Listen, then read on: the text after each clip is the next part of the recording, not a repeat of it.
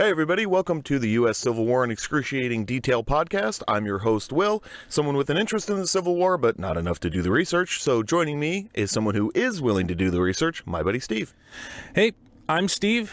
I am a amateur historian. I don't actually have a college degree. I'm not a professional historian. What I am, though, is autistic, which means I will find something interesting and research it into oblivion. And so one of my more longer-lasting obsessions has been the U.S. Civil War, especially because it's a part of history that everybody seems to think they understand completely, and very few people actually do. And so my goal here is to do that thing I do best, which is get really obsessed about something and then share the results of that obsession with everybody, so that you don't have to ruin your life. Do the research. Ruin your life with spurious research that doesn't actually progress your career in any way, but it's fun. So yeah. Indeed. One thing I wanted to mention before we get rolling is just wanted to mention we've made a few upgrades to the studio for those watching the video. So if you've been doing that, I apologize. But we did improve our lighting setup in here a little bit, and we've gotten a little bit better at filming video and camera settings and ISO and that kind of stuff. So hopefully the video is improving. We recorded a batch of these before posting any, so we'd have a couple ready to go, which is why if you've been complaining in the comments that, you know, this sucks and that sucks, the reason that we haven't addressed it yet is we don't know about that yet. That is in the future. In the very distant future. So, yeah, with that out of the way, what do we have to talk about today, Steve?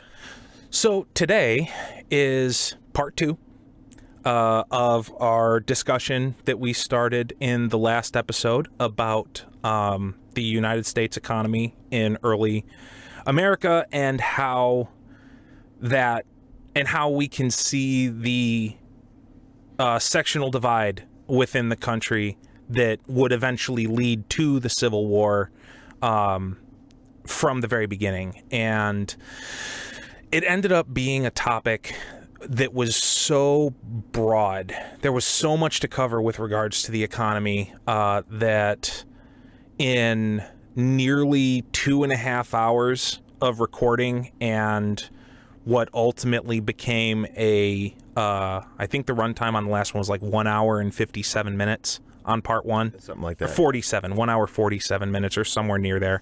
I remember there was a 1 and then there was a 4 and then there was another number after it. Don't remember if it was 0 or what. Not important. Anyway, we spent all that time recording and didn't even get halfway through everything that we really needed to talk about in terms of the economy and how that set up a lot of the other issues, how that reinforced a lot of the other issues that caused the sectional divide in the country to broaden and to be magnified. So we made the call at the end of the last episode to split it. And so this episode is going to be part 2 of the last episode, and these are going to be released together. They're going to drop concurrently, so you know, y'all won't be any of the wiser, but here I am spoiling the surprise and the illusion. Other than, you know, it's 4 hours of conversation and we're wearing different shirts.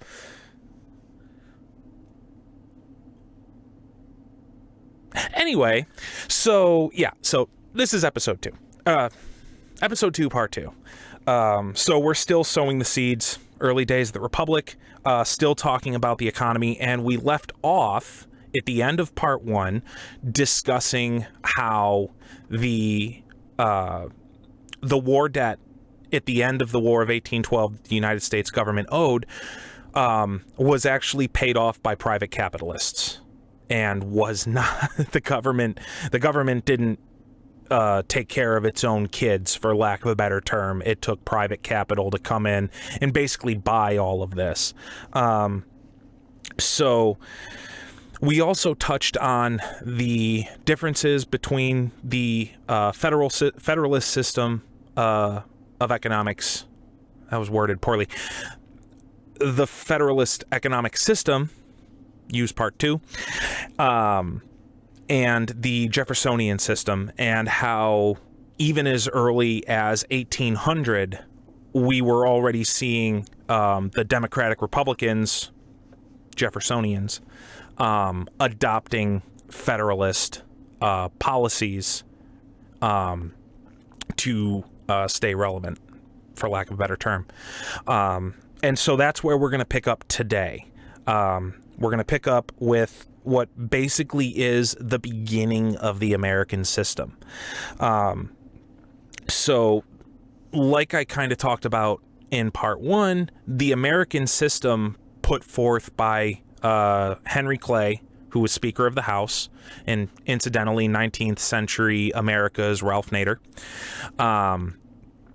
and John C. Calhoun, who was a congressman at the time, and would later go on to become a massive thorn in the country's side.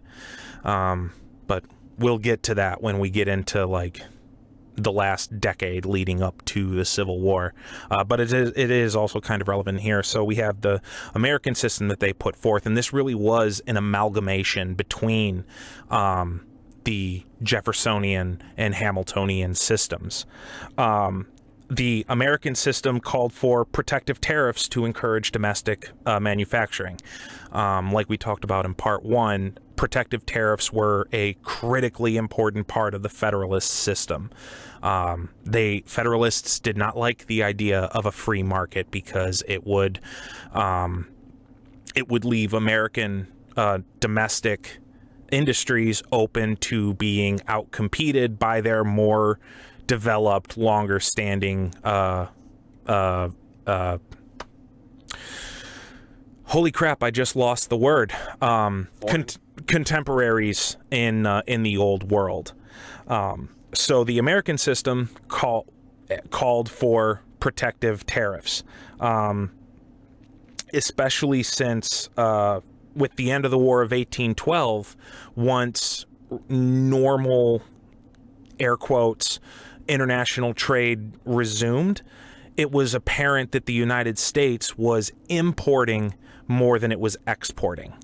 While that's good for like revenue coming into the government, because that's how the government basically made its money at this time in history, was on import tariffs, it wasn't good for American industry, because these imported goods were typically of equal or higher quality, and they were cheaper because these foreign manufacturers had the benefit of the economy of scale that American manufacturers just didn't have. Yeah, it's very similar to importing things from China today. Correct.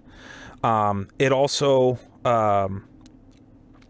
the belief here was that the fact that the U.S. was importing more than it was exporting was leaving its industries vulnerable to foreign markets, like I said, and that made it an issue of national security. Because, yes, it's 1814, yes, the Treaty of Ghent had been signed, officially ending the war between the United States and Great Britain. That doesn't mean the U.S. and Great Britain were friends. So, at this time, another war with Great Britain was not an impossibility. And so at the end of the War of 1812, the government, those in government that are really pushing the system, are looking at American industry and going, well, if war breaks out again and we have the world's most powerful navy ostensibly blockading our ports and we can't bring anything in, we need to have the industry domestically to be able to make the things we need to make war. You know, we need to be able to make our own muskets. We need to be able to make our own cannon, our own ammunition, not to mention our own clothes, our own shoes. Yeah, and the logistics infrastructure that it takes to move all of that material to the battlefield. Correct. And then the knock-on effect is also all the luxury goods that people could want, you know, like combs and mirrors and, you know, straight razors, pretty silver engraved, you know, bells and pretty silverware for rich people to eat with. You know, they wanted to be able to make sure that if war broke out with Britain again, that the United States as a nation would be economically okay. And that's something that we don't often think about, especially nowadays, because nowadays, and the boot's kind of on the other foot, where the United States has the most powerful navy in the world, and it's other countries that need to be worried about being blockaded by us. Air quotes, because blockades aren't really a thing anymore. I mean, I guess they technically are, but they're not talked about the same way as they were in the Age of Sail. Yeah, I mean, they haven't been done in a long time, but if anybody could if anyone maintains that capability, the world's first and second largest navies would certainly be the ones to have it. And that's the position that Great Britain occupied at this time. It was the largest navy in the world. It was the best trained. It was the best equipped. It had more first-rate ships of the line than anybody else. It had more second-rate ships of the line than anybody else. You know, the nearest peer to them at the time was probably France. The U.S. was way, way, way down on this and even list. then, it's like 90% of the warships on the planet were British. I don't know for sure, but that sounds close enough for government work. Right. You know, so there was this real concern in the United States once the war was over that our industries were vulnerable should war break out again, and we needed to do something about that. That was where the protective tariffs for the American system were meant to be. That was the role they were meant to play, was to protect American domestic manufacturing, to encourage its growth, and prevent it from being outcompeted by foreign imports. Another thing that it called for was the Federalist internal improvement programs. You know, the War of 1812 was a very personal war for the United States, much like the Revolution was. It took place here. And so, you know, the need for improved roads, and by roads I mean wagon roads, trains still really weren't a thing yet, although we are going to reach a point over the course of this podcast where when I say road, I mean railroads. I don't mean like wagon roads. It was actually kind of funny when I was reading Ulysses Grant's memoirs. Every time he said road, I would think like, you know, a road you walk down or drive a wagon down or whatever. And then like a sentence and a half later, he'd start like talking about all the railroad specific stuff they were having to do on the roads. And I was like, oh, he means railroads. Yeah, so he's like, oh, it was very important that we had this particular road going to this particular place. And then by the time the battle commenced, the trains had brought up all of our equipment. And you're like, what trains and a road? Oh, railroad. Yeah. It was very disorienting for a little bit until I had made that connection. So now, even with it now within the context of like this show, like I can't think or say road without like thinking railroad, and how confused I was. It's very strange. It's a me thing. I get it. That's fair. So would you call like the path by which wagons would move around something like a trail at that time? I personally wouldn't. It's weird. I don't actually know, like, if even at the time they made a distinction between a railroad road and, like, a road. because like if you look at old maps, right, especially like old Civil War battle maps, you know, you'll see like road names that are like Shelley's Hill Road, or like Orange Town Turnpike or something like that. But yeah, no, even on like old battle maps and like standard maps from the time, you'll see them call like wagon roads, but then there's railroads too. So I don't actually know if there was a distinction. You know, I think it might have just been like a shorthand that they would use. You know, like, you know, we got to move, you know, we got to move this entire division to Nashville on the, you know, on along this road, you know, and it's a railroad. Or, you know, I need you to take your regiment and march down, you know, the Shelley's Hill Road to this town, you know, take and occupy Shelley's Hill via the Shelley Hill Road. I think it was just a shorthand. I'm genuinely not sure. Yeah, it's interesting that there could be a lot of, not vagary, what's the word I'm looking for? Colloquialism? No, it means vagary. It could be difficult to discern what was meant by, say, your commanding officer, if they're both referred to as road. But it seems that there was a lot of times in which it could be difficult to discern what was meant by your commanding officer throughout the course of the war that will come up as we do the show. Yeah. And I'm sure context played a very critical part, as it does in most things. You know, if your division is in the middle of a field, right, and you're not really near any major town or crossroads, and your commanding officer tells you to take your brigade down that road, or go to this town by that road, and you know there's no railroads around, you know, you're probably going to understand. Or, you know, if you're sitting in Vicksburg and you're told that you need to get your entire division to Chattanooga, you know, by the road, you're going to know railroad at that point, you know, right, because there's a railroad hub in Vicksburg, you know, but there's not one in, you know, BFE, Kentucky, you know. So I think context had a lot to do with it at the time. But yeah, we will find many examples as we go along of oh, what's the word? Now I'm having a brain fart on words.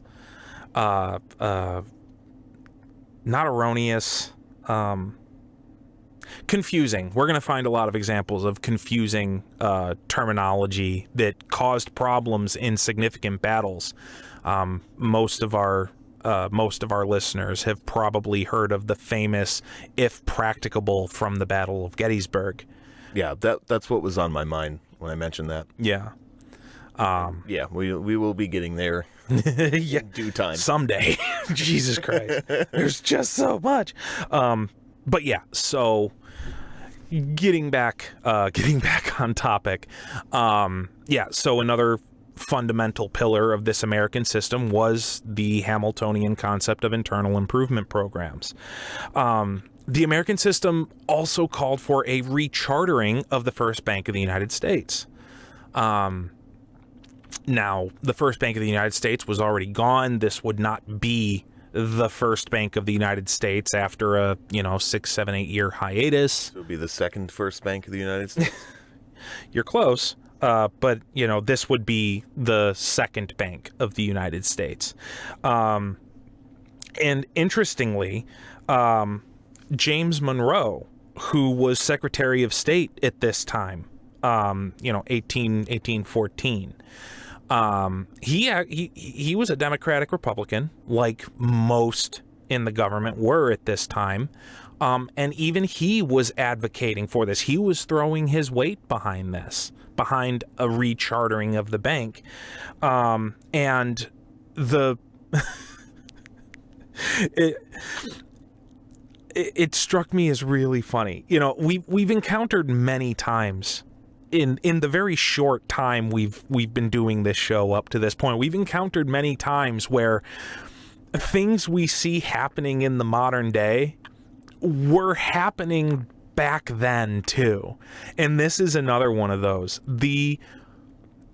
One of the main reasons why Monroe was throwing his support behind a rechartering of the national bank was to honor the actions of Girard, Astor, and Parrish.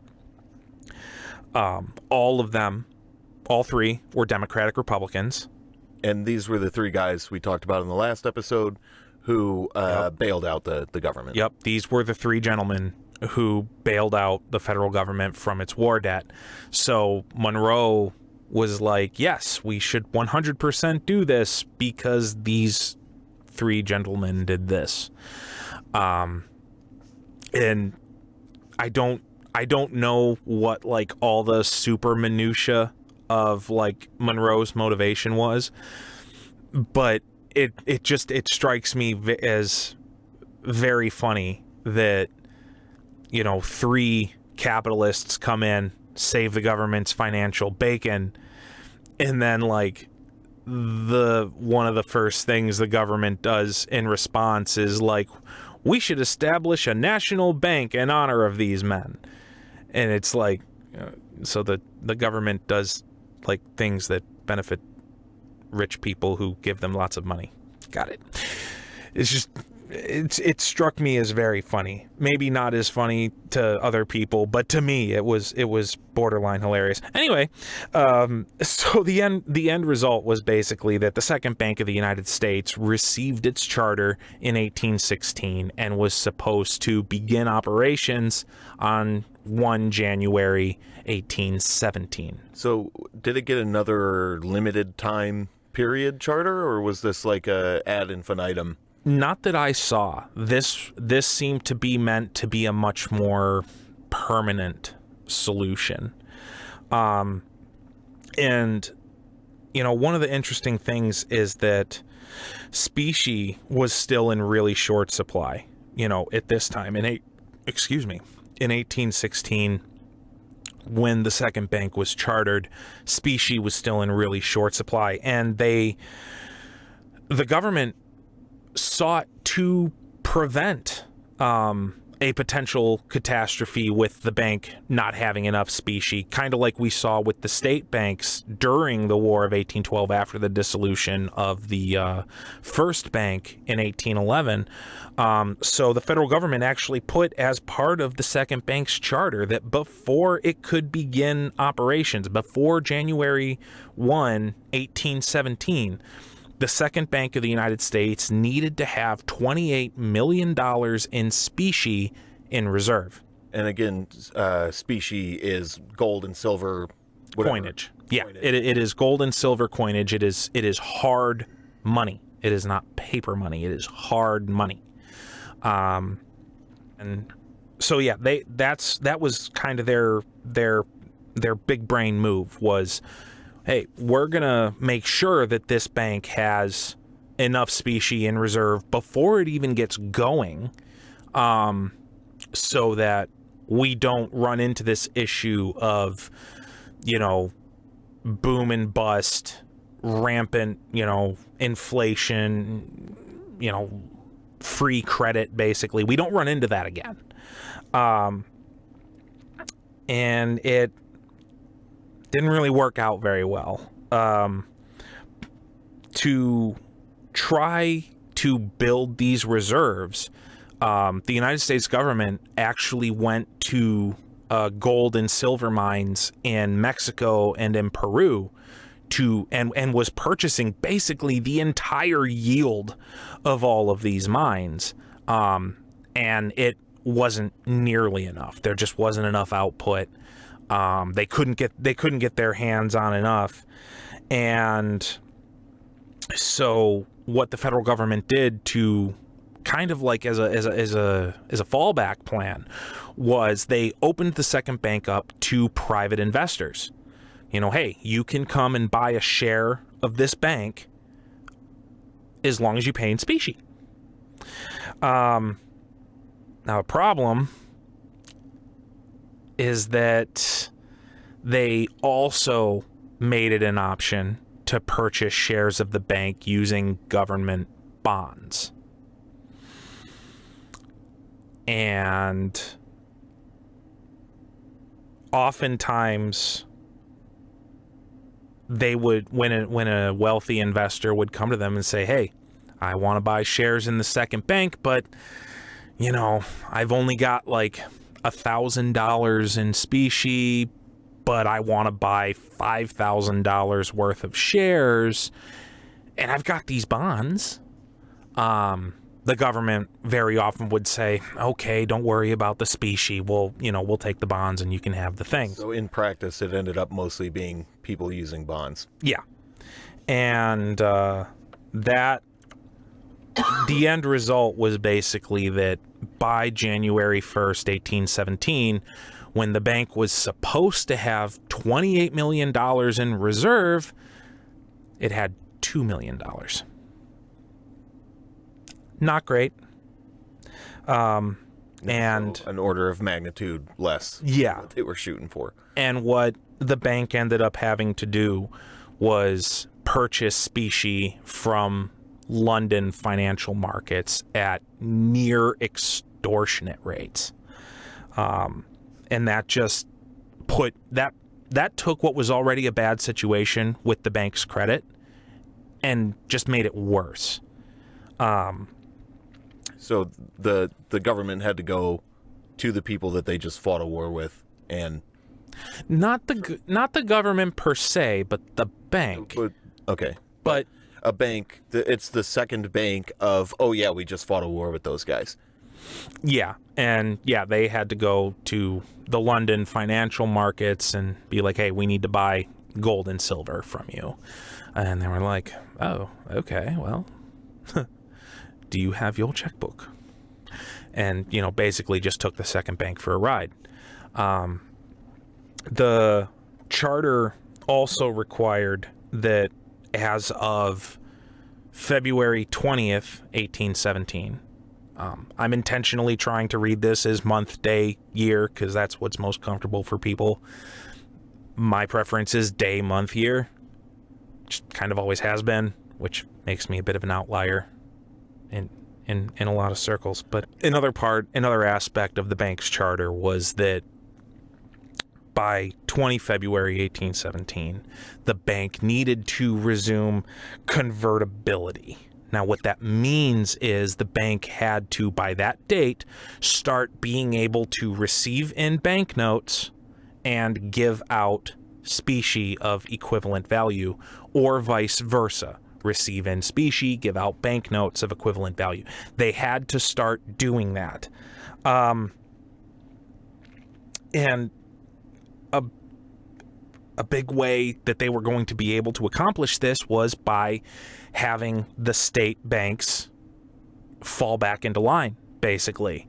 To get their deposits from all these various state banks where federal money had been being deposited for, from imports, from import duties, for government payrolls, for the army, for the legislators, for the executive, that all these state banks that had all this federal money, the second bank was like, hey, we're here now. We now have another national bank. Like, it's time, we need our money. And, these state banks were really, really hesitant to participate, because since 1811, they'd basically been allowed to do whatever they wanted. There was no oversight. So, now that this national bank was back, it was like, but we were like making a buttload of money in the other system. Do you feel in charge? And that put the second bank in a hard spot. And what eventually happened was that a compromise was reached between the second bank and all of these state banks, where the second bank basically agreed to not collect public deposits from state banks until 1 July 1817, and to expand the bank's available credit at a discount of $6 million. And they would do that before they started collecting the public debt. So the net effect became that the national bank, the state banks basically became the national bank's creditors. And what that basically meant was that it opened the door for these state banks to take yet more specie from the federal bank's reserves before the second bank even began its regulatory functions. And in effect, this doomed the bank to failure from the very beginning, and it made an economic recession a near certainty at this point. But it is important to note that at the time all of this was happening, nobody actually knew what was going to happen. You know, we now here in the 21st century, we have the benefit of hindsight. We can open a history textbook and we can see how completely disastrous all these decisions were. But at the time, you know, these were very intelligent people doing the best they could with the tools they had at the time. So, you know, as far as the second bank knew, it was giving a little now to reap larger dividends later.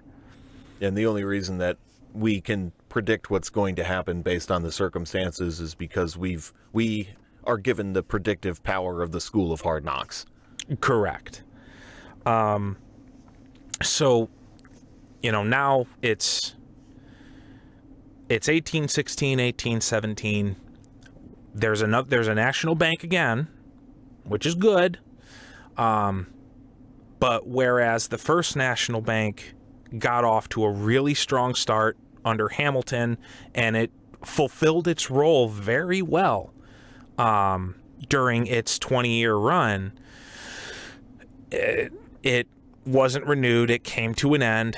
And then when the second bank became a thing and received its charter in 1816, it got off on a much worse foot because it truly was a half-hearted attempt. You know, the people that were behind it, these Democratic Republicans turned neo-federalists, you know, developing this American system, they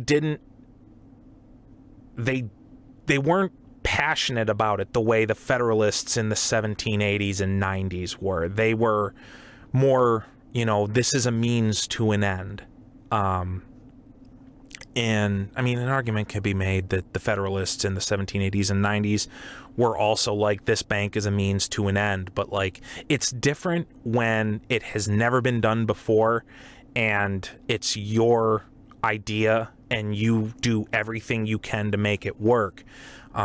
When it's already been done and you're just kind of hoping this is going to be the fix that you want it to be, so you implement it, but you don't have the same like attention to detail and you're trying to make too many different people happy at the same time, you end up with a half-assed implementation that is basically doomed to fail. Yeah, so they don't have enough political buy-in and you end up with the C word again. Right. You know, so that's kind of the situation that the second bank was in.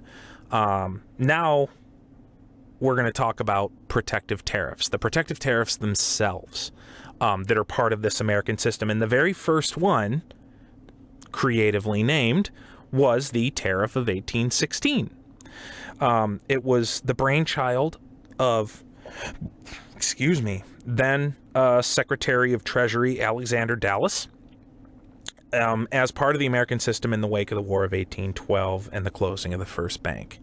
The tariff was designed by Dallas to head off a national deficit that he saw coming. He was Secretary of the Treasury in 1816. He had access to all the numbers, knew how much money had to go out, knew how much they were supposed to have coming in, and he foresaw a national deficit. And at this time, a national deficit was a big deal. Now we're kind of immune to it. We just don't seem to care as much. Like, oh no, the United States has a national deficit of $20 trillion. Well, c'est la vie.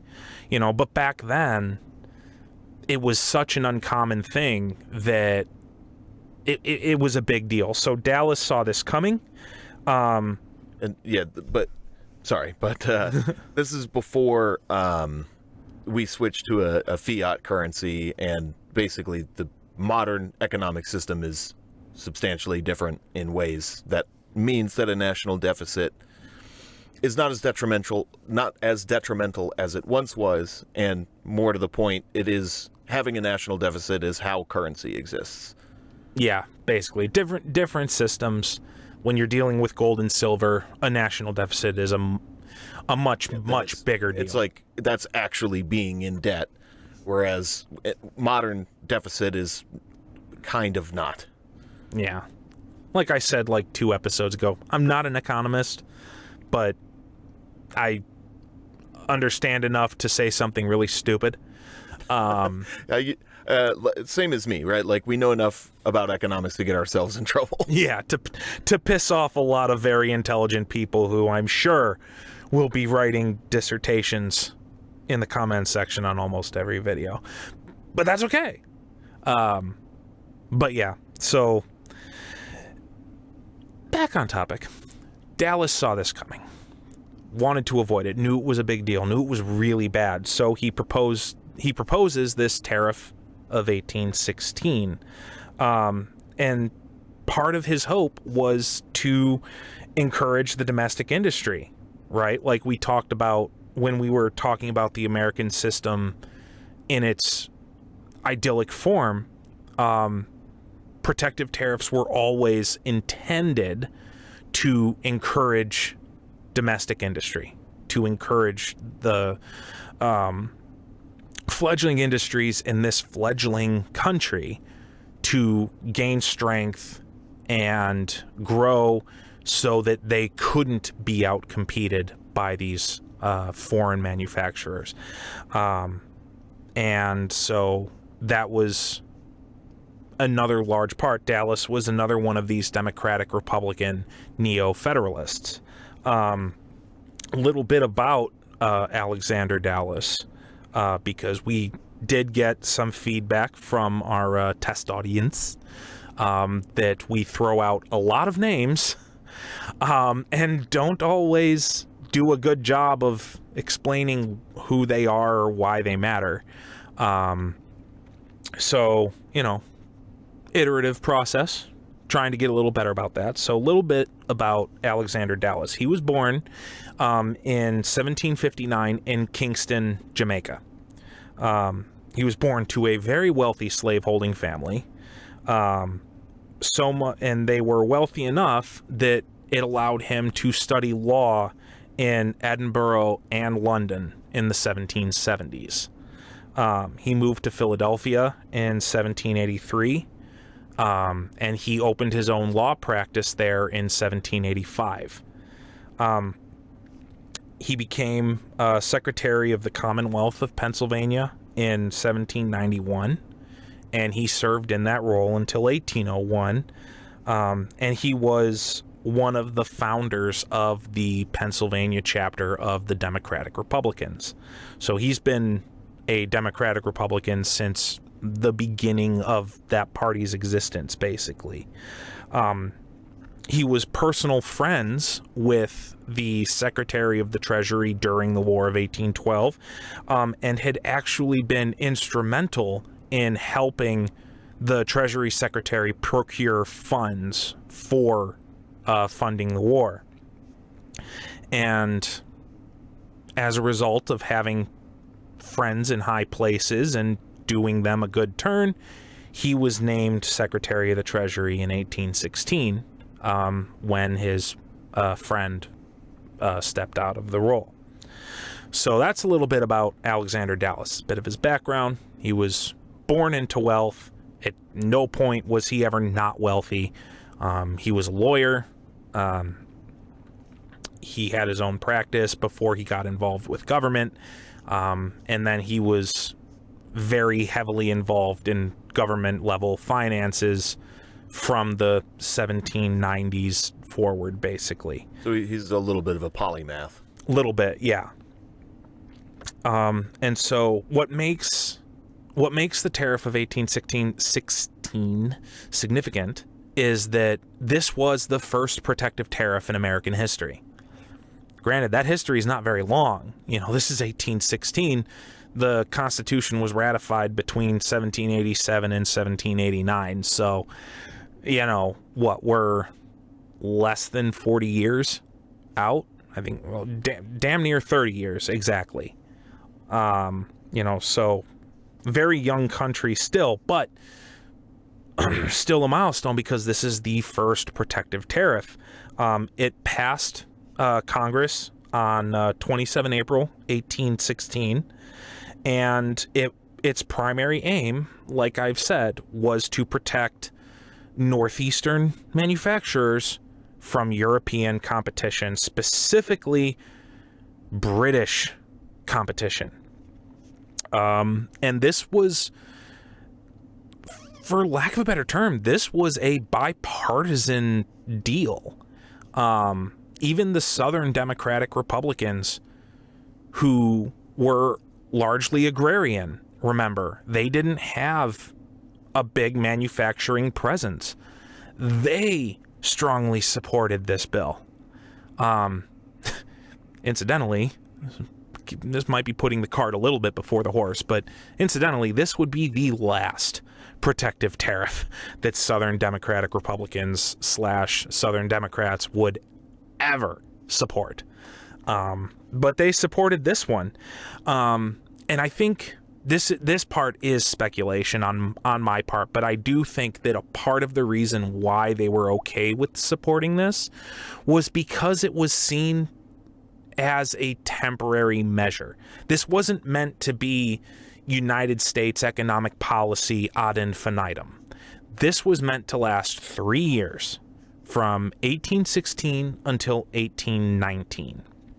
And it wasn't supposed to go any further than that.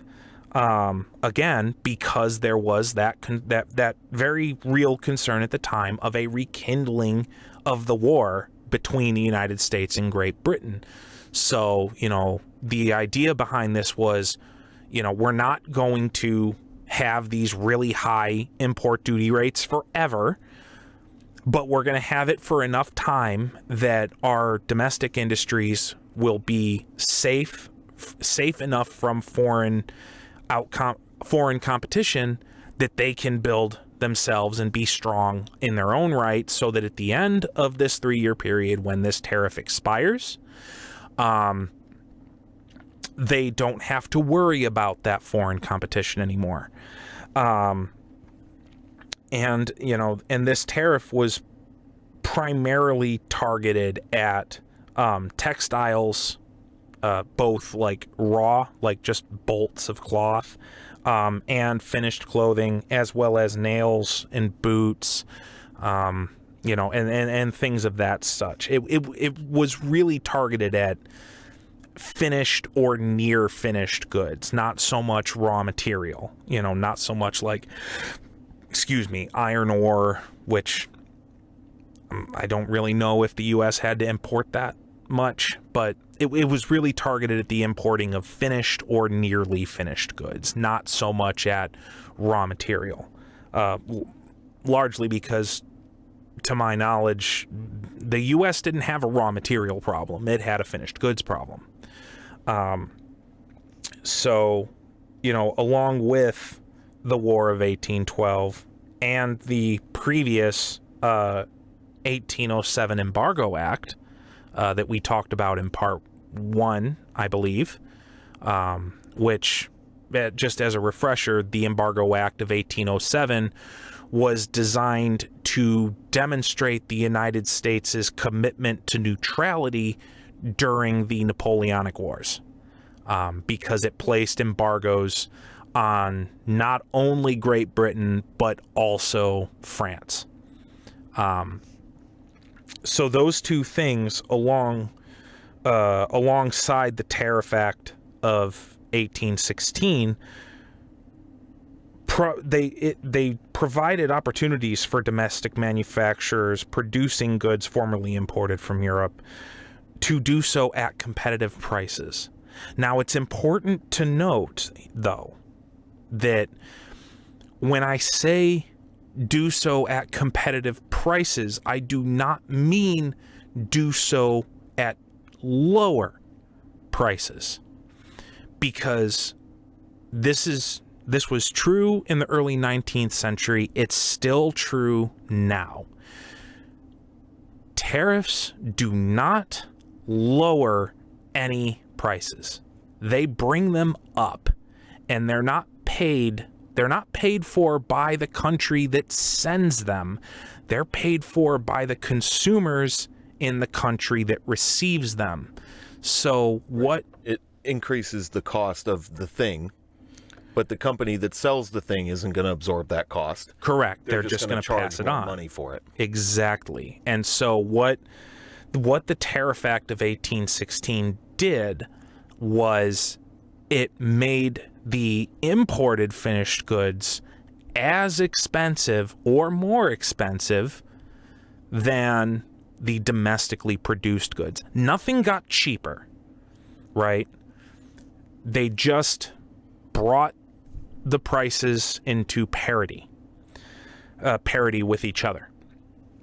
That's parity, not parity. Important note. I slur words together sometimes, and it can be a little confusing. So I just want to make that clear. I'm talking about parity, not parity. Anyway, that silly little tangent aside, the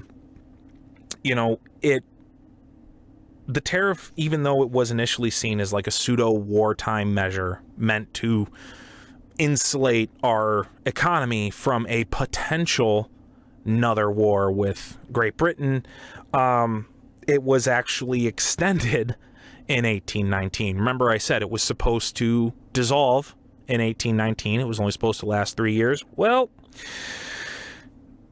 in 1819, we had a little incident called the Panic of 1819. And so, since the Tariff Act of 1816 hadn't yet expired, the federal government decided to extend it as a way to pull the economy out of the recession. Which is a nice little segue into talking about the Panic of 1819. This was actually the first widespread financial crisis in United States history. This was not the first widespread financial crisis in the history of the peoples that comprised the United States. We had that immediately in the wake of the American Revolution, when the continental dollar became worthless. But the United States, as defined within the Constitution of the United States, this was the first widespread financial crisis since that point. So, since 1789. And it was caused by it was caused by a couple of things. It was caused by the general downturn in global trade caused by the Napoleonic Wars. And it was also caused by Federalist policies that had been adopted by the Democratic Republicans since 1800. And the adoption of those policies just made things worse, made the recession worse. Land speculation on public lands that was caused by the unrestrained issuing of paper money by the Second Bank of the United States. We talked about that when we talked about the bank. When the recession started, this land speculation and all this paper money entering circulation, was a very strong contributor to the financial panic happening. And once it started happening, the National Bank reacted as banks usually do in a recession, at least before widespread regulation, legislation became a thing. They started foreclosing on heavily mortgaged farms and businesses that it had financed the purchase of to fulfill its requests from banknote holders looking to exchange their notes for specie. And this didn't start in 1819. This started in 1818. This started the summer of 1818. So this is very much like a bubble burst type of financial. Yeah, very much. Calamity. Yeah, a just the bubble bursts, and then it's a snowball effect. One thing after another. Compounding this issue was the fact that when the second bank foreclosed on these farms and businesses and demanded payment for them, if the people that had them wanted to keep them, they only allowed payment in specie. Prior to this, right? Prior to this snowball starting to roll, if you remember, they were kind of waiving the specie thing, and they were letting people pay with government bonds and stuff. That's gone. That is out the window. Now they're like, we're foreclosing on your farm, and if you want to keep it, you need to pay us in gold or silver. We will not accept the banknotes that we have issued you. And the U.S. Treasury demanded $2 million in specie to redeem bonds made, or to redeem. Did I say redeem? My God. To redeem bonds made on the Louisiana Purchase. And to fulfill this, the second bank started calling in its loans to the state banks to get the specie that was demanded by the federal treasury. And these state banks, they didn't have any specie. Their reserves were all but depleted themselves, because they were allowed to do that by the second bank. So these state banks start foreclosing on land speculation purchases and on farms and on businesses that they had provided money for. And the end result was that land value plummeted 50 to 70% in some cases. And it caused a lot of these state banks to fail.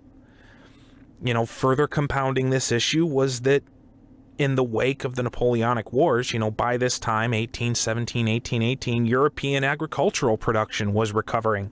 So they weren't needing to import as much agricultural product from the United States. They weren't needing as much wheat. They weren't needing as much corn. They were starting to be able to feed themselves again. So that caused American agricultural export revenues to drop, which meant there was even less money to go around. Again, it's that snowball effect. Everything just cascades. And like I talked about with the land speculation, the government allowing speculators to do this using paper money, paper banknotes, it caused inflation to spike, like you do when you have more paper money in circulation than you have gold and silver to back it up. So that's one thing that's been in my mind the last few minutes. So these banks are issuing all of this paper money, and they don't have the specie in reserve. So what, if anything, was the paper money actually backed by? The promise that when the banknotes were redeemed, that the specie would be there. Okay, so it was backed by hopes and dreams. Yeah, basically. I mean, think about it, right? If you want to be as rich as you possibly can, and at this time, land equaled wealth, right? And the thing about the United States was that there was land everywhere, and there was nobody living on it Anymore. That cough was intentional. So there was basically free land everywhere. The government owned millions upon millions of acres, and they were letting people buy it for next to nothing. I mean, there were some stipulations, to be sure, things that I'm not really going to touch on here. Things like, you had to live on it for a certain amount of time. You had to develop it. You had to actually establish a farm, this, that, and the other. There were stipulations. But this is where the land speculation comes in, because you buy government land at a ridiculously cheap price, and then you start a little small town, or someone nearby starts a town, and then your land value goes up, and then you sell it. And correct. So if you're one of these land speculators, right, and you're doing it honestly with the species that you have, and then you find out that the government will just let you buy this land with paper currency, you're just going to start doing that, because you can get paper currency a hell of a lot easier than you can get hard gold and silver. It's as simple as going to your state bank and saying, hey, I've got this much gold and silver. I'm looking to buy this much land. And after I do the things I'm going to do, it's going to be worth this much money. So I need you to lend me this much money so that I can buy this land and then develop it and make all this money, and then I'm going to pay you back. And the banks were allowed to just go along with this, as long as you looked like you had a good plan and you talked a good game, they were happy as a clam to lend you the money. So when this financial crisis started and all that land lost all that value, and there was all this paper money in circulation that had nothing to back it up, it cascaded. It's sort of like the value of the currency was backed up by the value of the land to which it was loaned. Yes, largely. Purely, but only because there was not enough specie in the bank reserves to back up all of these massive loans that they were setting out to people, to these land speculators. And it's not just the state banks that are guilty of this. The second bank of the United States, the National Bank, was equally guilty of this. And that's all because it didn't have a good stepping off point. It was forced to make compromise after compromise from the very beginning just to try and get enough specie in reserve. So by the time we get to this point, just not even 2 years after its charter goes into effect, now we're in an economic recession caused by the laissez-faire financial practices during the interbank period, 1811 to 1817, and the multiple compromises that the second bank had to make with the state banks from the beginning to just try and get as much specie in reserve as it could to fulfill its reserve requirement laid out in its charter, which it was doomed to failure from the beginning. There was conceivably no way that in a year they were going to get $28 million worth of gold and silver. But again, that's one of those things that we only know now because we have the benefit of hindsight. In 1816, when this charter was being drawn up, as far as they knew, the gold and silver mines in Mexico and Peru were going to have plenty. They weren't going to have any issues getting the specie that they needed to fulfill this. They only learned that after the fact, and by then it was too late. So, yeah, it was bad. And the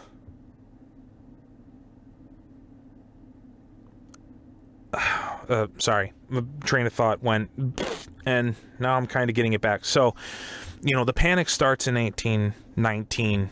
Well, the panic is named for 1819 because that's when like shit really, really hit the fan, and unemployment was a big thing, and all these businesses were closing and banks were failing.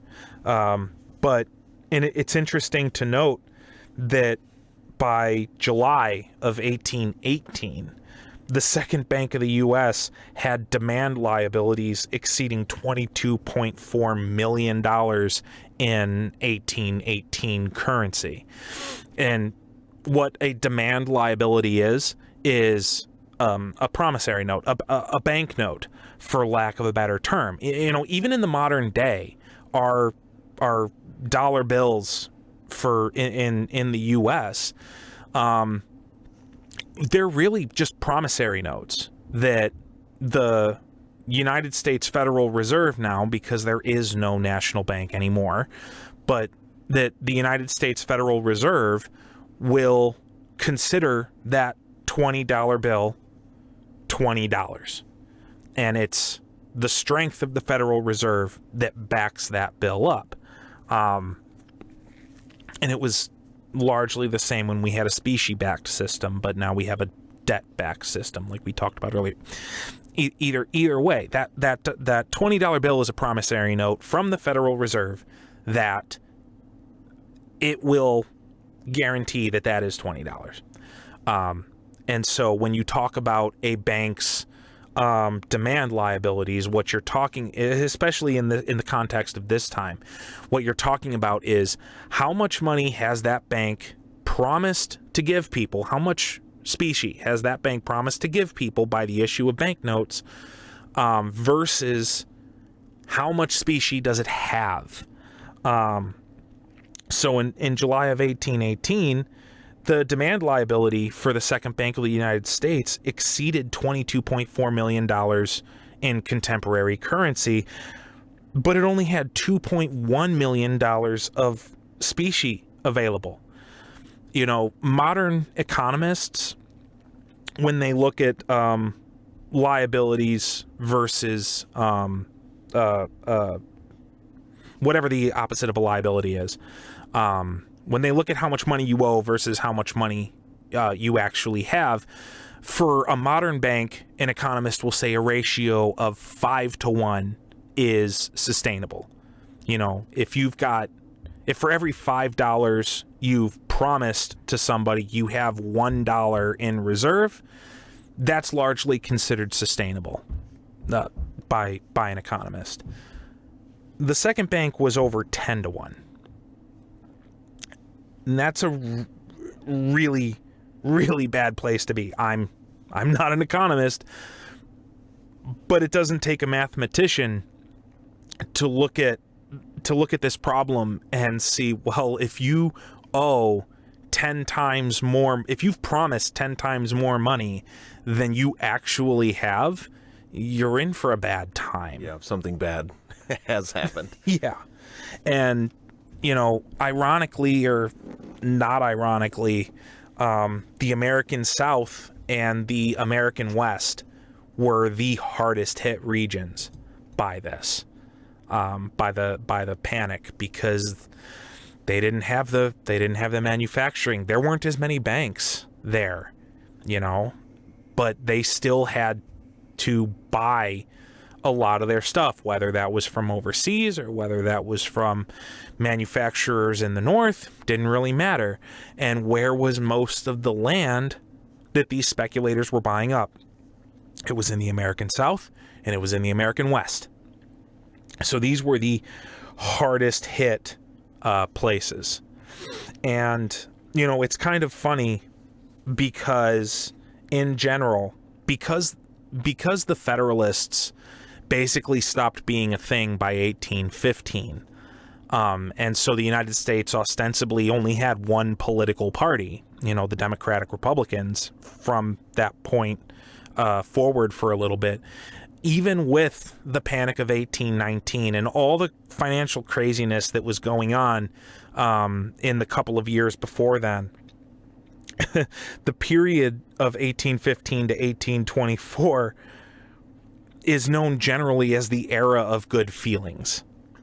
And that, I don't think that necessarily refers to like everything's great.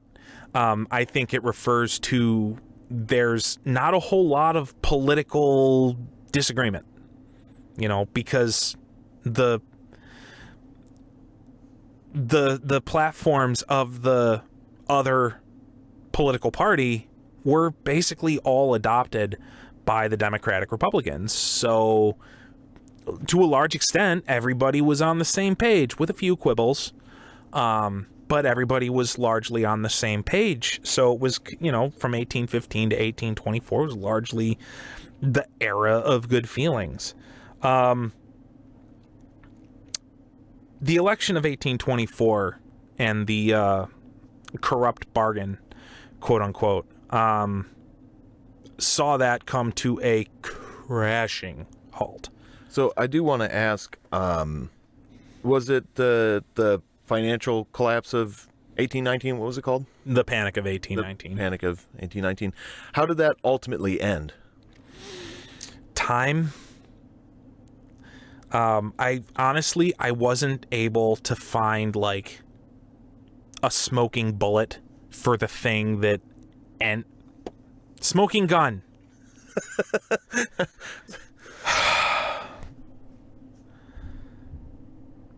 I wasn't able to find the smoking gun that like said, this is the thing that pulled us out of the Panic of 1819. It wasn't like a Great Depression thing where we can look at the Great Depression and say, the Great Depression officially ended at the start of World War II when the U.S. switched to a wartime economy.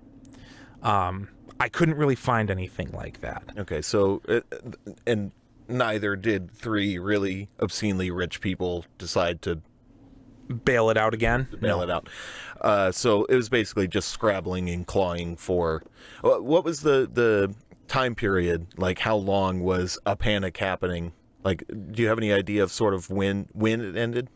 It was, from what I was able to find, it was really just like that period from like mid 1818 until like the end of 1819. I do think to a degree, part of what, even though it was misguided and it really didn't help all that much, my personal take is that the Tariff Act of 1816 being extended did at least help a little bit, because it prevented everything from completely collapsing in the North, largely because, these factories could still stay open and they could still be making things because they didn't have to worry about foreign competition as much. Okay, so then their employees are getting paid and needing to buy things, and some of the things that they buy are coming from the South. Right. The problem, though, is that's great for the North. I mean, I'm not saying that the North wasn't also hit hard by this. People lost their jobs everywhere. Banks failed everywhere. Businesses failed everywhere. It's just that if you were in the North, you had a lower risk of your business or your local state bank failing than you did if you were in the South. And so that's kind of the thing, is that the South and the West were hit really hard by this. And then unfortunately in 1824, with that presidential election, things just kind of got worse, or they were made worse, I should say, because you have John Quincy Adams, who becomes president in 1824. I don't really have anything in here to talk about the corrupt bargain. But suffice it to say, the election of 1824 was John Quincy Adams versus Andrew Jackson. They were both Democratic Republicans, but John Quincy Adams was a Northerner. He was very much pro-industry. Andrew Jackson was a frontiersman. He was a Southerner. He was very pro-agriculture. And so it was called the corrupt bargain by Andrew Jackson's party, because there was like this backroom deal of sorts. It wasn't really a backroom deal, but you initially had three candidates. You had John Quincy, you had Henry Clay, and you had Andrew Jackson. And Henry Clay and John Quincy Adams had dinner together, like the night before the election. And there's a lot of speculation about what was discussed at this dinner. But the end result, if I'm remembering correctly, was that when the election results came in, Andrew Jackson had won.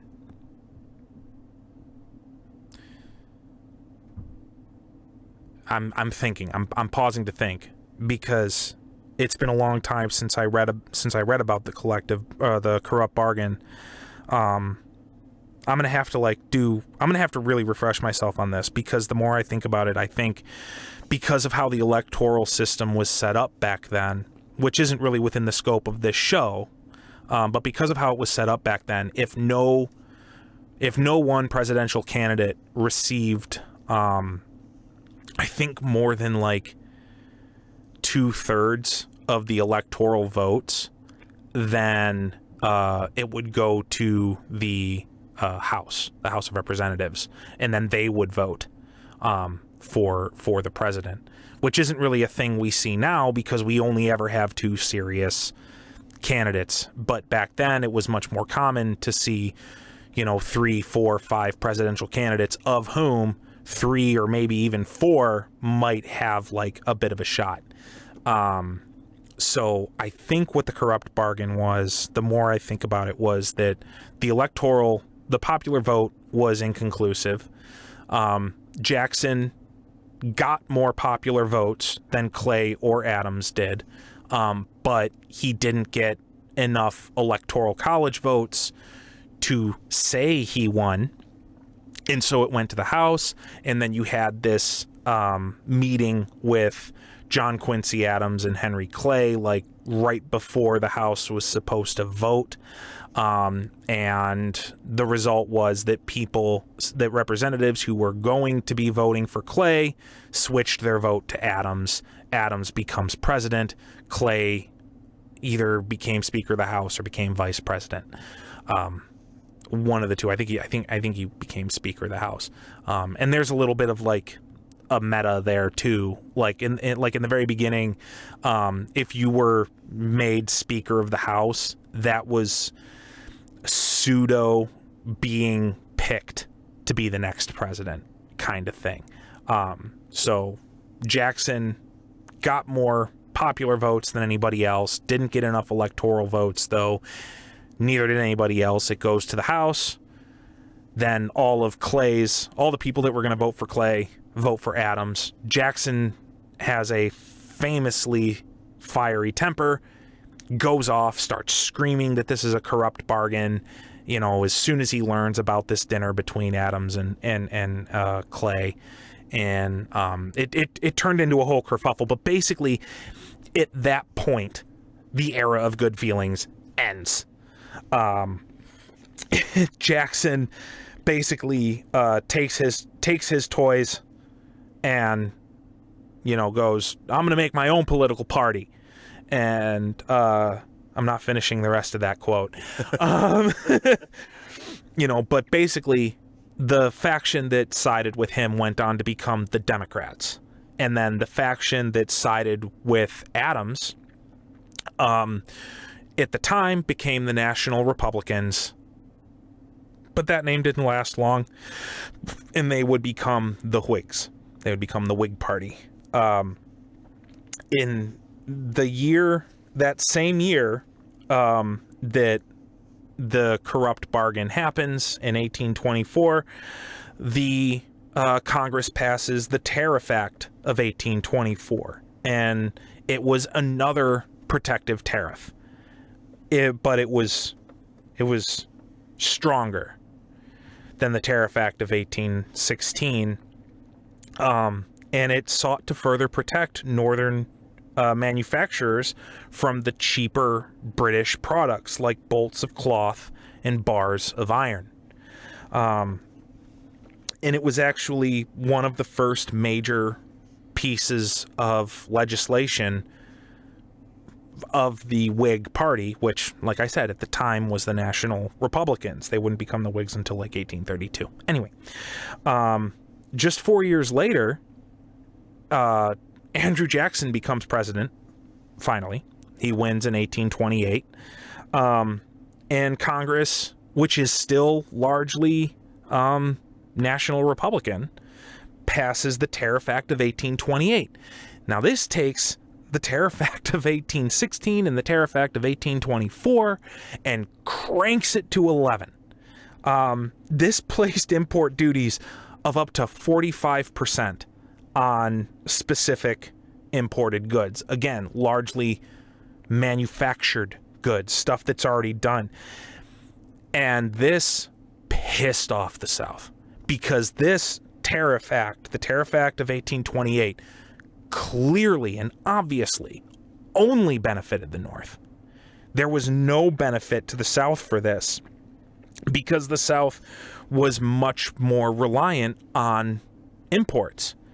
Again, it didn't matter if it was importing from overseas or if it was shipping stuff from domestic manufacturers in the North. It was much more reliant on imports, because they just didn't have the manufacturing base in the South that they had in the North. So increasing the tariffs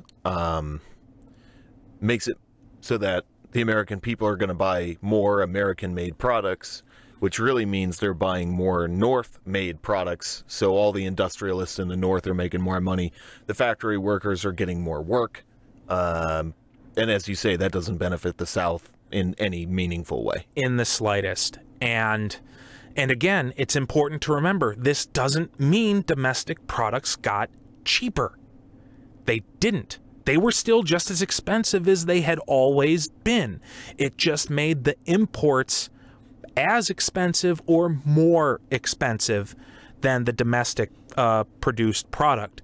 So the South now found itself in a much worse position, because it no longer had a choice.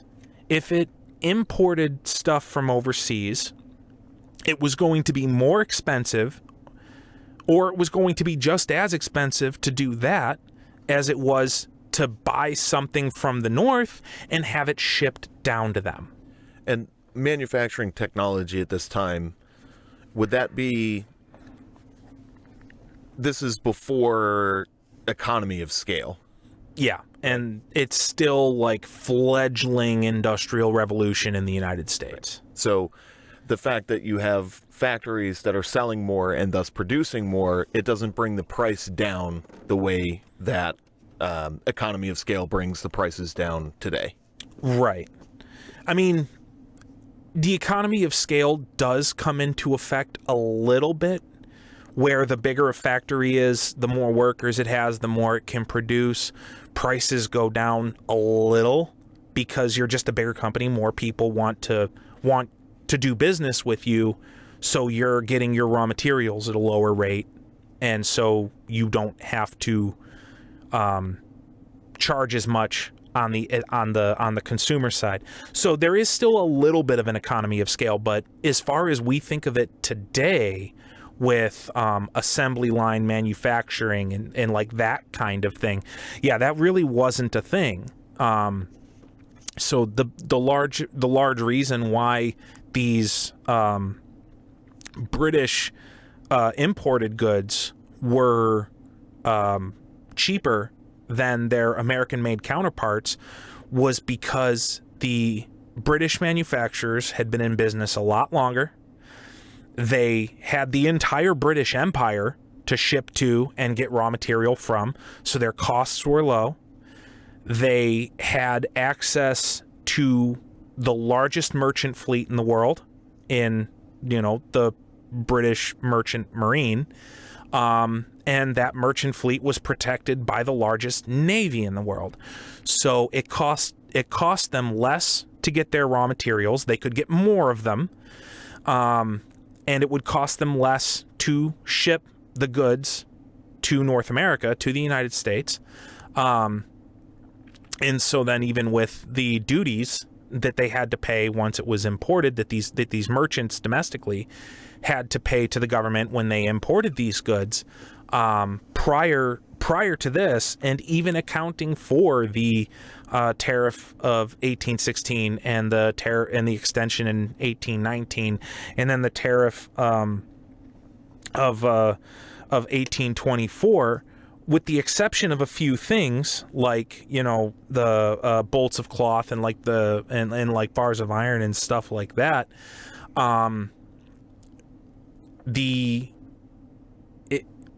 It was still potentially more economical to buy it from overseas. Well, the Tariff Act of 1828 nullified all of that. And the South was actually so irate about this that they labeled the Tariff Act of 1828 the Tariff of Abominations.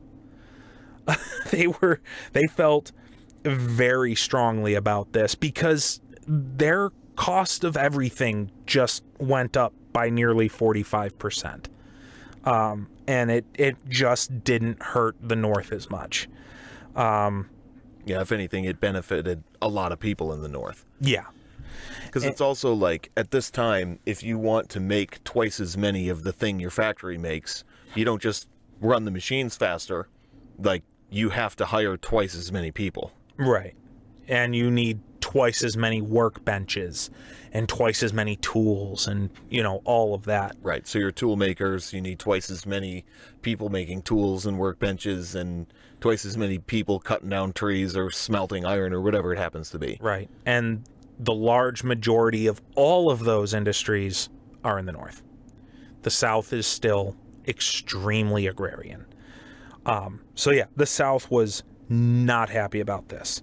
And it's kind of interesting. We're gonna see as we get through the rest of these tariffs that basically from the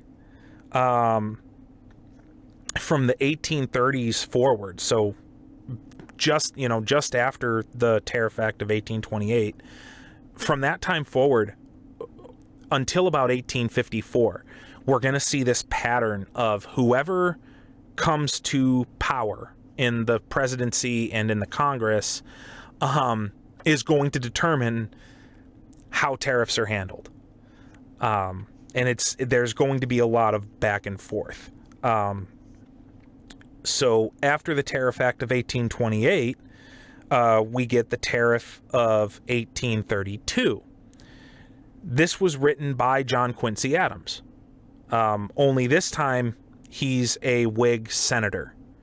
He was a one-and-done president, 1824 to 1828, loses the presidency to Andrew Jackson in the election of 1828, and then he just runs for his old Senate seat after that, and now he's back in the Senate. So he writes the Tariff Act of 1832. And the intent of this was intended by Adams to actually be an olive branch to the South, where it would reduce the tariffs from 45% down to 35%. And the Adams' thought process was, this is us Whigs being conciliatory. This is us extending the olive branch. Like, look, okay, Tariff Act of 1828 might have been a little high. We know it made things a lot more expensive down there, for you guys. So, look, here's the olive branch. We'll lower import duties by 10%. And the South was having none of it. And the only way the South viewed even this in 1832 was yet another protective tariff designed to strengthen Northern industry and weaken Southern agriculture, to make the South even more economically dependent on the North. There's some merit to that, I think. But it's also quite not that doom and gloom either. But at the time, that's the single, anything we're going to talk about over the run of this show, the single most important thing to remember is that everything we talk about needs to be taken within the context of its time, because they didn't have the benefit of hindsight that we have now. They had no idea how this stuff was going to pan out. They had no idea that, sectionalism, I mean, okay, they had some idea, but nobody actually thought that a civil war was going to happen. Nobody at the time actually thought that was an inevitability until it became an inevitability. And to a large degree, it wasn't an inevitability. It's like the sides of a cube, right? There's nothing that says that this two-dimensional flat object is going to fold itself into a cube eventually. That's not predetermined.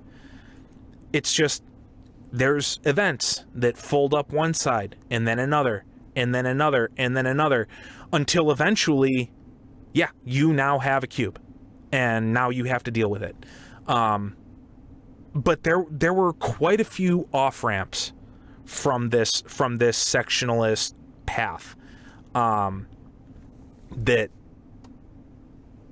there were so many diverging possibilities. Nobody at the time had the benefit of foresight. Nobody knew exactly how all of this was going to play out. So, I want to make sure that I stress that to everybody. And I know I've said it a few times already, just over the short run, that we've had thus far. But it is that important that, yes, we see now that Adams offering an olive branch with only a 10% reduction in import duties is laughable. Like, come on, man, there is no way that was actually going to help. But we have no way of knowing if Adams actually knew that or not, right? We have no way of knowing for sure if Adams was being a political dickhead and, wanted to piss off the South. And so he wrote this laughably inadequate compromise and used his clout within, the fact that the Whigs were largely in control of the legislature to get it passed. We don't know if he was doing it to be an asshole or if he was genuinely trying to extend an olive branch to the southern states. We just don't know. And that was another question that occurred, right? So if we put tariffs on finished or nearly finished goods, that's going to benefit the North because that's where all the factories are that are now in a better position to compete.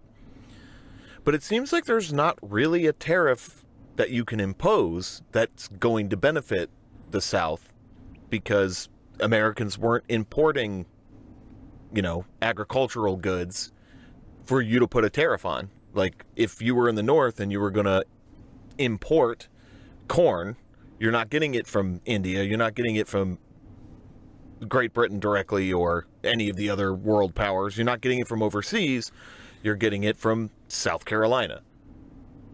Well, not corn, but yes. Yeah, not corn.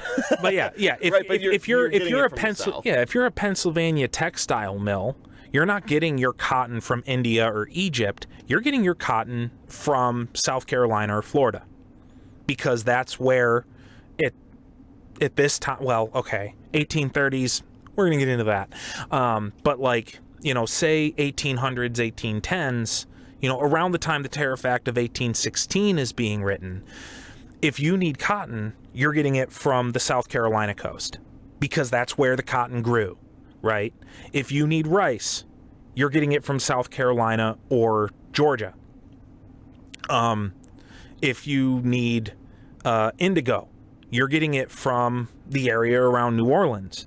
If you need sugar, like sugar cane sugar, you're getting that from Louisiana too. Right, but your corn, your carrots, yeah, that's coming from Farmer beef, John down the road. Right.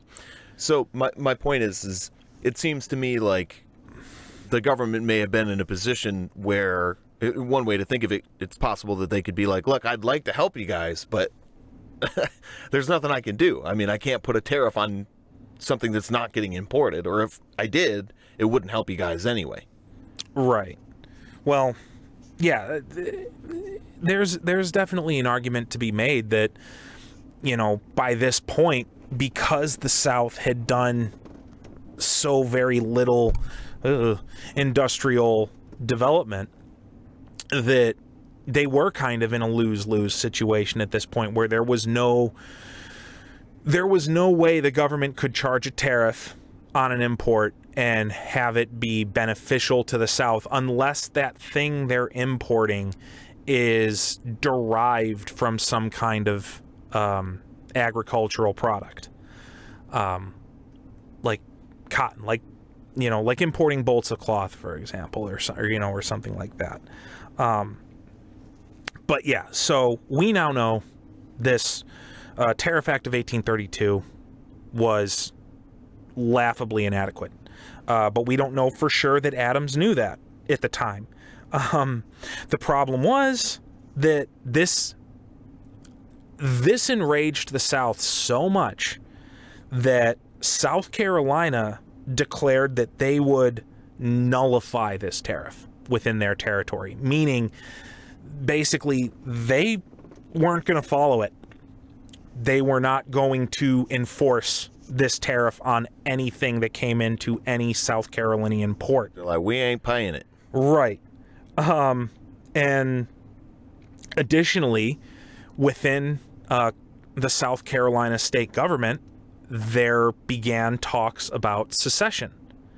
So this eventually became known as the nullification crisis, and it was really the first secession crisis in United States history. The thing is that no other state supported South Carolina in either of its endeavors. No other state came forward to say they would also nullify this tariff, and no other state came forward to say, hey, South Carolina, if you go, we'll go with you. Didn't happen. That, coupled with Andrew Jackson, who was president at this time, he basically told South Carolina that if they refused to enforce this tariff in their ports, then he would send in the U.S. Army to enforce it for them. Jackson didn't play. And it's important to remember, Jackson is a Democrat, and he's Southern. He should be like South Carolina's best friend and totally on South Carolina's side. And Jackson basically just whipped out his dick on South Carolina. Bitch slapped him down. Yeah, and was like, you are going to do this, and if you don't, I am going to send in the army to do it for you. And so, faced with that particular unpleasant ultimatum, and faced with the fact that no other states were siding with them, South Carolina really had no other choice. And so a compromise was very quickly reached, largely because South Carolina had to take the first olive branch that came down the road. Right. It was a compromise in kind of in name only, which is like, you're going to take the first deal that we give you. Yeah, but it was still a compromise over the 1832 tariff. So basically, the compromise tariff of 1833, which is what it ended up being called, would gradually reduce the import duties from 35% down to 15 to 20% over a period of about 10 years. So this very much was an actual compromise. And the time scale, okay, maybe the time scale isn't exactly savory. 10 years is a long time, but it was at least a tariff act where the South kind of could see a light at the end of the tunnel. Like, okay, yeah, tariffs are really high right now, so the stuff we want to import from overseas is going to be stupid expensive, but each year for the next 10 years, it's going to get cheaper and cheaper and cheaper. And so, it'll be okay eventually. And so the Southern delegates, the Southern senators and congressmen accepted this. South Carolina specifically accepted it because they had a gun to their head, for lack of a better term. And that effectively ended the nullification crisis of 1833. And then, interestingly enough, the very next year, 1834, what national debt there was paid off. So the United States actually turned a profit in 1834. And that wouldn't happen again in American history until, I believe, the second term for Bill Clinton in the 90s. In his second term, if I'm remembering correctly, the United States also wiped out its debt and the government actually turned a profit for the first time since 1834. And then 9/11 happened and the military-industrial complex exploded, and, I don't think the United States will ever be debt-free again. But anyway, so the national debt is finally paid off. The federal government no longer needs as much money coming in. So Jackson, as president, cuts tariffs on imports roughly in half and nearly eliminates all federal excise taxes in 1835. For those who don't know, an excise tax is a duty on manufactured goods that is charged at the moment of manufacture for internal consumption, for domestic consumption, rather than at the point of sale to the end consumer. So an excise tax is paid by the manufacturer. Now, granted, they usually just pass that along anyway, but rather than have like a sales tax, you could have excise taxes, which is what existed largely before we got a sales tax. Whenever that happened, I don't actually know or care. But anyway, so things were doing good. The economy was doing really well in the mid 1830s. And Jackson cuts the tariffs. Democrats, they gain control of the legislature after this whole nullification crisis thing. And then national debt's paid off. So we get reduced tariffs. Well, everything good has to end sometime, right? We get to 1842. The Whigs are back in power. And they pass the Tariff Act of 1842, which returned tariff rates to near their tariff of 1828 levels, roughly 40%. Unsurprisingly, this, once again, really pissed off the South. So much they actually called this the Black Tariffs. It targeted iron, primarily. Most iron products saw a 2/3 increase in duty rates. Especially, it was the worst in finished goods like iron hoops and nails and like saw blades and things like that, those items saw duty rate increases of 100% or more. So things got very expensive. And the intent, again, was to allow domestic iron foundries to expand under the theory that they would then reduce their prices because they can make more. And because they can make more, the iron mines want to sell them more. So their cost is less. They're able to produce more iron because they can get more raw iron ore for less money. So their prices should come down, in theory, right?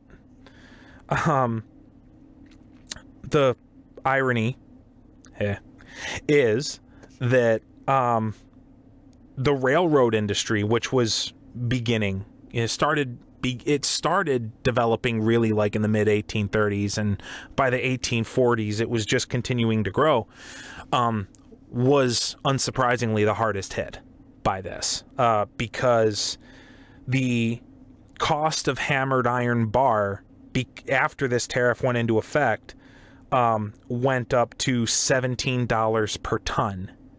And the cost for rolled iron bar went to $25 per ton. And to put that in context, that is a net increase of 50 to 80% to the consumer over what it had been previously. The Tariff Act of 1842 also expanded the number of dutiable goods from about 50% of all imported goods to over 85% of all imported goods. And unsurprisingly, trade with the United States declined almost immediately. It was down almost 50% in 1843 from a comparable time in 1842. So it's important to note that it's the Tariff Act of 1842 because that's when it was passed, but like you really didn't feel the effects until like 1843. But in either case, trade with the United States dropped off almost immediately. And then too, though not directly related, but export trade also fell off by nearly 20%. That had a little more to do with just like a general global decline in trade. But these two things still happened at the same time. Yeah, very bad timing. Yeah. And the somewhat frustrating thing is, well, not frustrating, but, you know, just 4 years later, we get the Walker Tariff of 1846. And the Walker Tariff was the Democrats' response to the Whig Tariff Act of 1842. And because the Tariff Act of 1842 was repealed basically 4 years later, we'll never actually know if any of the intended positive impacts of the Tariff Act of 1842 would have actually happened. We'll never actually know. All we're left with is all of the ways that outrageously high tariff act fucked up the economy. And so, you know, from a curiosity standpoint, you know, it is a bit of a bummer. Like, you know, would have been interesting to see the Tariff Act of 1842 stick around for, you know, maybe 10 years or so we could see if the stated benefits were actually going to happen. But the short-term deficits were so huge that it was intolerable. And so we get to 1846, where a now Democrat-controlled Congress is in power, and the Walker Tariff of 1846, unsurprisingly proposed by a man named Walker, it goes into effect, and it reduces duty rates from their outrageously high maximums under the 1842 Act down to 30%. Like, as far as I could tell, it was 30% across the board. And to the great embarrassment of the Whigs, this reduction saw a near immediate increase in trade and revenue. It went from $30 million annually in 1845 to $45 million by 1850. So almost, basically as soon as the Walker Tariff replaced the tariff of 1842, there was more money coming in. There was more money coming into the economy. And, that made the Whigs look kind of stupid, because the Whigs were all about these protective tariffs they're going to make America prosperous by protecting our industry, and then when you repeal it, the industry does much better immediately. Yeah. Oops, didn't mean to kick the light. And so this began basically a 14-ish year period of relatively free trade for the United States. And it would last from 1846, when the Walker Tariff is enacted, until 1861, when the Morrill Tariff goes into effect. And for the record, I'm not going to talk about the Morrill Tariff right now during this episode, because it is much... We're going to be able to go into much more detail on why it was a bad idea when we discuss the decade immediately leading up to the Civil War. So we're going to get to that. I promise. I'm not going to gloss over the Morrill Tariff because it's insignificant. I'm glossing over it because we're going to talk about it later. I promise. And one of the nice things about the Walker Tariff, because it reduced these duty rates, and now iron could be imported much more economically, in addition to acquiring domestically produced iron, this set up the railroad boom of the 1850s, of the early 1850s, when there was just an explosion of new track being laid down all over the place. The Walker Tariff is largely what enabled that to happen, because railroad companies were no longer dependent purely on what domestic iron foundries could produce. They could now buy as much as they could afford from everywhere and have it be reasonably economical, and so they could lay just miles and miles and miles and miles of track. Additionally, in 1849, the California Gold Rush starts.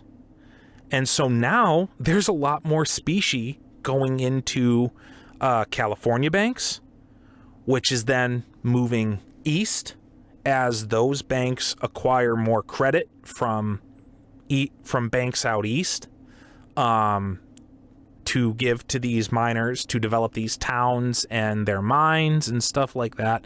So now there's more specie coming in, and things are coming up Millhouse. And because there was all this more gold, now the Eastern banks were less wary of issuing credit to these Western banks, and they were willing to accept Western banknotes, as payment on loans, because these Western banks were doing really well because they had a ton of gold coming in from the gold rush. And then we have the Tariff Act of 1857, which took the Walker Tariff and turned it down even more. The Walker Tariff was 30% basically across the board. The Tariff Act of 1857 took that down to 15 to 20% basically across the board. Or, I'm sorry, 15 to 24% basically across the board. And it was just meant to keep this economic high going, keep riding this boom wave. But like we talked about in part one, this American system is a system of boom and bust. We had the bust with 1819, with the Panic of 1819. And then it was a struggle to recover from that. We had some good times, we had some not so good times, we had political unity, and then once again, sectionalism returned to ruin everything. And then we had all these different tariffs that were helpful or detrimental, depends on your point of view, I suppose. But now we find ourselves in the late 1840s, early 1850s, and we're booming. The economy's growing, American industry's growing, the rail networks are growing, we got gold flowing into the banks. We're in a good spot. But the bust has to come sometime. And come sometime it did in 1857. It's called uncreatively the Panic of 1857. And this was when that bubble burst. And there were a lot of things that went into it. The boom years of the 1850s, which encouraged banks to just give credit left, right, and center. Just hand out loans because these mines were booming. These boom towns were booming. Businesses were able to spring up and make all this money. And these mines were finding all this gold and all this, a little bit later, silver in Nevada. And so these banks were just issuing a lot of credit. And there was a lot of bank-to-bank transactions being done with banknotes because these Western banknotes were solid as far as they knew. Because credit was so easy to come by, that encouraged investors to take higher risks. They didn't have to be as choosy about where they chose to invest their money because chances are it was going to pay off. They had no way of knowing, they just knew there was money to be made and they were going to make it. And, and then too, we have, the output of the gold mines starts to fall off around the mid 1850s, around 1854, 1855. The gold rush is coming to an end. There's not as much gold coming out of the mines, which means now there's not as much gold going into the Western banks, which means there's not as much gold that's able to come back east.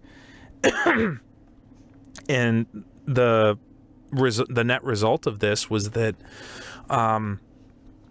Eastern banks started becoming more wary of accepting Western banknotes, and some of them stopped altogether, just stopped accepting them, and they stopped extending credit to these Western banks or Western investors or Eastern speculators that planned to go west. They just stopped issuing credit.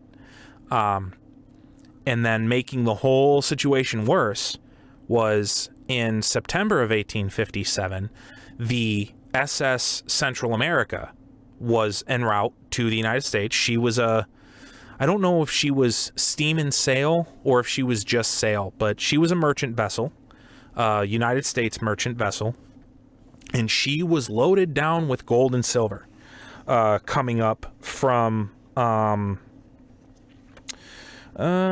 didn't put in my notes where she was coming from. It'll probably be a title card or something. But anyway, she was en route to the United States, and a lot of the banks were making financial speculations based on the presumption that she was going to arrive and this big shipment of gold and silver was going to enter the economy. Unsurprisingly, she sank. And all of that was now gone. And that didn't help. That didn't help things. And that was yet another thing that contributed to this Panic of 1857. When it went full scale, we saw a lot of the same things we saw with the Panic of 1819. Businesses failed. People lost their jobs. Hundreds of thousands of workers were unemployed. I tried for like 3 hours to find unemployment figures from this time. They were not tracked. Yeah. I tried so hard. That kind of data collection at that time was no easy task. Yeah, I really didn't want to just leave, in quotes, hundreds of thousands. I wanted a number. I couldn't find one. Sorry. But yeah, those records, just like you said, they probably just weren't kept back then. But, you know, again, hundreds of thousands out of work, businesses failing. The railroad took a nosedive. A lot of railroads went under, had to be sold to much larger railroads at what do they call it? Door knocker prices or fire sale price, whatever. Yeah. So their assets are being liquidated. Yeah, for next to nothing. You know, and during this time, you know, 1857 and forward, there was no commercial credit anywhere. If you were a business and you wanted to get a loan in the United States, forget it. It didn't exist.